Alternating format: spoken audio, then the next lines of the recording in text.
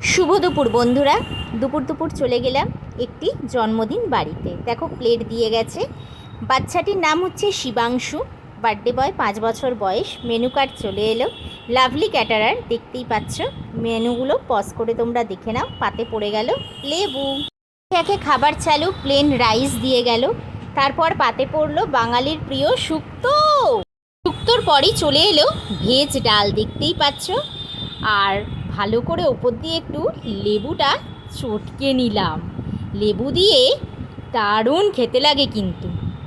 পর ঝুরি আলু ভাজা ভালো করে জমিয়ে ডালের সাথে ঝুরি আলু ভাজা দিয়ে খেয়ে নিলাম। পর পাতে পড়লো গরম গরম ফিশ ফ্রাই, যেটা অরিজিনাল ভেটকি মাছের ছিল। ভীষণ টেস্ট ছিল, তাই আমি দুটো খেয়েছি। মাছটা ভীষণ ফ্রেশ আর কোটিংটা খুবই পাতলা ছিল। আর হাজির হলো পোলাও।